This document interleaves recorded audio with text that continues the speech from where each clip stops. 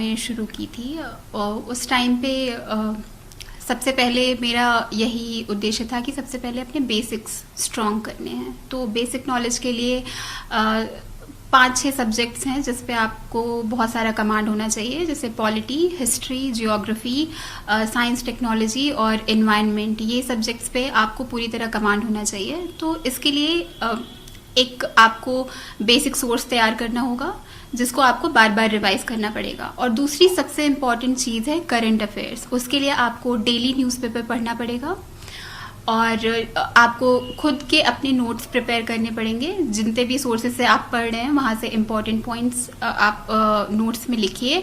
और तीसरी सबसे ज़्यादा ज़रूरी चीज़ है रिवीजन करते रहना बार बार आपने जो भी पढ़ा है। बहुत सारा मटेरियल पढ़ के आपको कोई फ़ायदा नहीं होगा जब तक आप उसको रिवाइज नहीं करते, जब तक वो आपको याद नहीं रहती। तो आपको उस पर ध्यान देना पड़ेगा। फिर चौथी चीज़ है प्रैक्टिस। आपको क्वेश्चंस की प्रैक्टिस बार बार करनी पड़ेगी। चाहे प्रीलिम्स का एग्जाम हो, आपको उसके लिए मल्टीपल चॉइस क्वेश्चंस प्रैक्टिस करने पड़ेंगे। कम से कम 30 से 40 टेस्ट आपको लगाने पड़ेंगे बिफोर प्रीलिम्स के एग्जाम में। और फिर मेंस के टेस्ट के लिए आपको बहुत सारी आंसर राइटिंग करनी पड़ेगी, एसेज लिखने पड़ेंगे। जब तक प्रैक्टिस नहीं करेंगे तब तक आपको पता नहीं चलेगा कि आपके स्ट्रॉन्ग पॉइंट्स क्या हैं।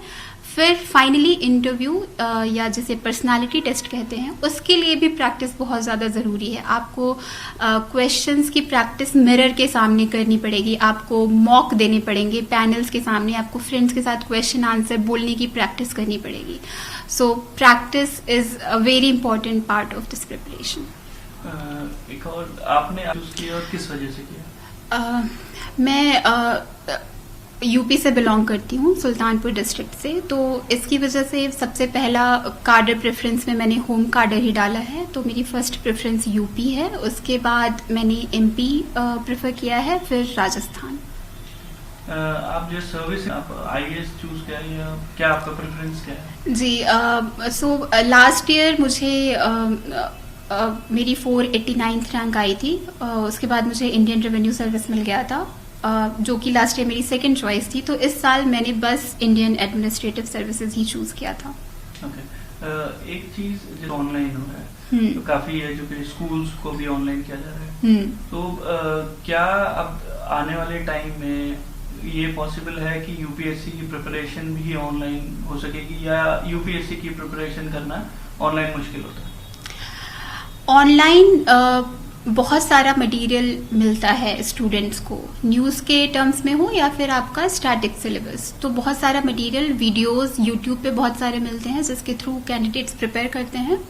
तो ऑनलाइन एजुकेशन आज बहुत बड़ा मीडियम बन गया है प्रिपरेशन का, नॉट जस्ट सिर्फ अर्बन एरियाज में रहने वाले कैंडिडेट्स के लिए नहीं, बल्कि इसकी वजह से रूरल एरियाज के कैंडिडेट्स के लिए अपॉर्चुनिटी बहुत बढ़ गई है। एंड जैसे जैसे कोविड आया है, आप जानते होंगे कोचिंग्स ऑलमोस्ट बंद हो गई हैं, स्टूडेंट्स आ नहीं रहे हैं दिल्ली, तो उसकी वजह से कोचिंग्स अपना क्लासेस ऑनलाइन शिफ्ट कर रही हैं। तो ये बहुत ही एक तरीके से पॉजिटिव चेंज भी है कि बच्चे अपने घर के माहौल में रह के तैयारी कर पाएंगे, जहाँ पे उनके पास पूरा सपोर्ट है, उनकी हेल्थ अच्छी रहेगी, उनको प्रॉपर न्यूट्रिशन मिलेगा और पूरा इकोसिस्टम घर का थोड़ी शांति के साथ वो पढ़ाई कर सकते हैं। ये भी अच्छी तरीके से बात है। और फाइनेंशियली वीकर बैकग्राउंड से जो कैंडिडेट्स हैं, जो अफोर्ड नहीं कर सकते दिल्ली में रहना, उनके लिए भी बहुत बड़ी अपॉर्चुनिटी इससे मिलेगी। तो अभी भी इस कोविड के पहले भी आधे से ज़्यादा प्रिपरेशन ऑनलाइन शिफ्ट हो गई थी, और कोविड के बाद आई थिंक बहुत हद तक ये 70 to 80% प्रिपरेशन ऑनलाइन मोड में होगी, जो कि बहुत ही पॉजिटिव बात है।